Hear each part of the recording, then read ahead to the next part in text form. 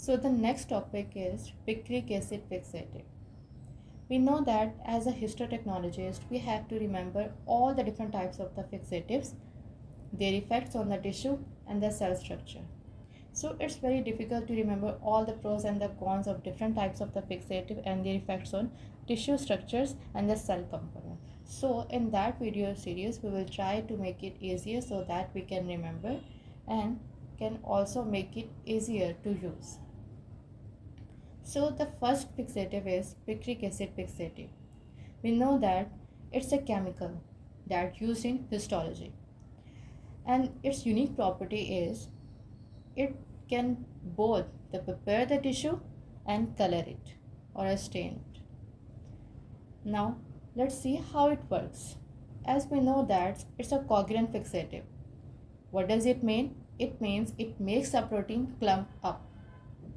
So from the clumping we can say that it particularly good at clumping nucleoproteins but leaves the DNA dissolved.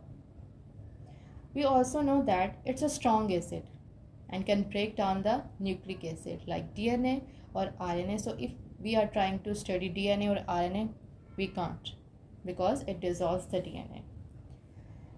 The another next property that is very important, it makes the tissue soft, and that is speciality.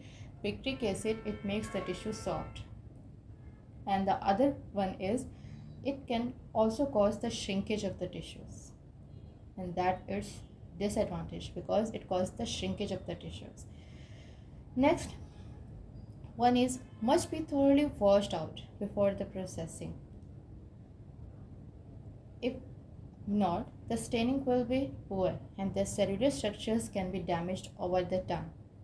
So the washing with 50% alcohol is recommended, but we can also wash it with lithium carbonate. Try to make it neutralize. The next is what are the safety measures? In histology laboratory, we also have to deal with the safety measures. So what are the precautions and the measures that we have to take it while we are dealing with picric acid fixative? The first thing is we have to remember it's explosive.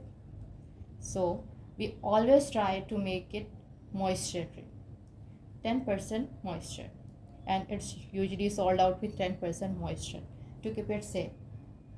And you always have to try to keep the container tightly capped to prevent it from drying out. If it looks dry, then add the distilled water to make it damp. So here's some important points that are taken from Frida Garrison book so that you can remember it easily and can also try to make a decision either we have to use it in your histology lab or not. And if you want to try that I give you a simple and easy mnemonic, then you can also check out my shorts. Thank you.